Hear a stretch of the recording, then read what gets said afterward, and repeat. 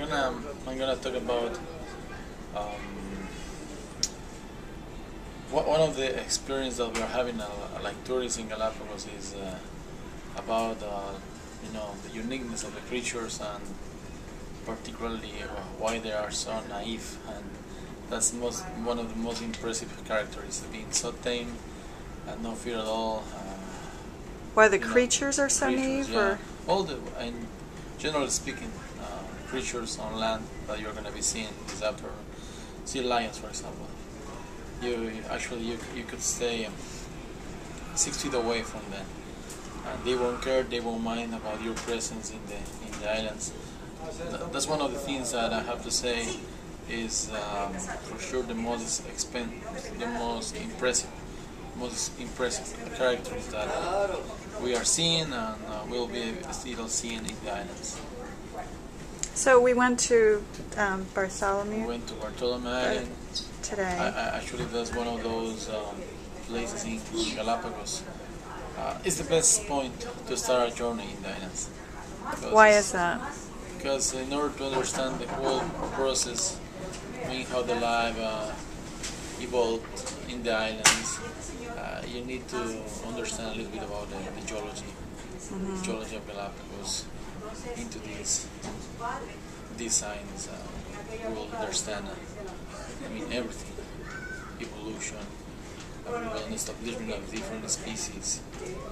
And do you have a favorite? I mean, you're studying. Tell me a little bit more about what you're studying and why. Well, I became interested in the Galapagos wildlife in terms of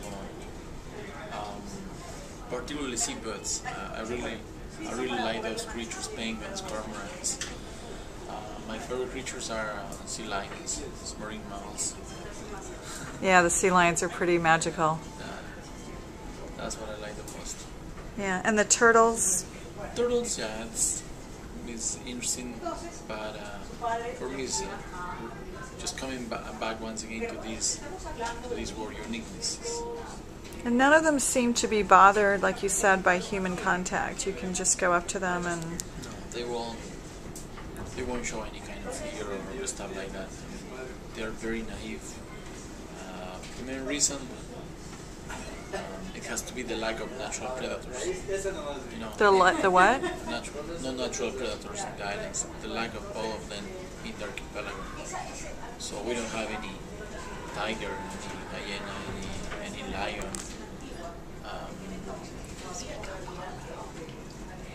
A little louder, actually. You pause it because I'm not Yeah, used to no, that's okay. That's all right. So, sea lions. What do you know about sea lions? What I know about sea lions, well, there are different things to say about sea lions. They came from California.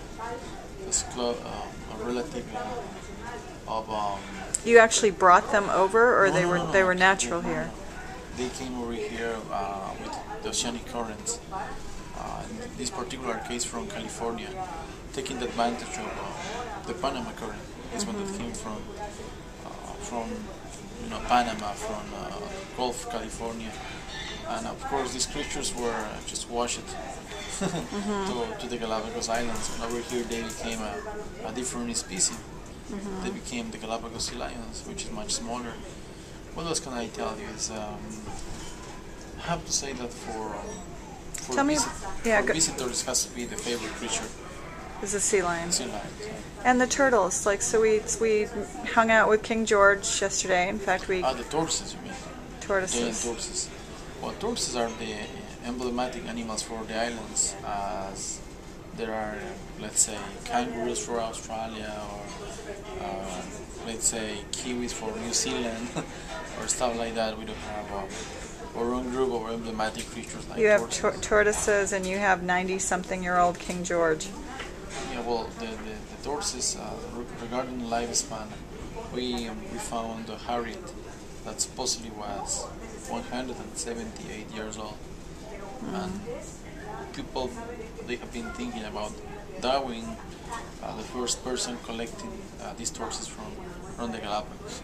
So that's one of the things I really like to talk about, is the lifespan, how they have been struggling in order to survive. Pirates and whaling fleets. They did collect more than, in 40 years, more than 400,000 animals from the islands. So, but as for me, tortoises, it does mean Galapagos, according with the Spanish words. And so you're studying in marine biology. No, I did another. That's something I that's... did biology, but I was a little bit more focused on a science which is called mammalogy. I was doing mammalogy, particularly bat research on the tropical rainforests of Ecuador. So I was counting species, more or less a biodiversity study. That's what I did for 4 years.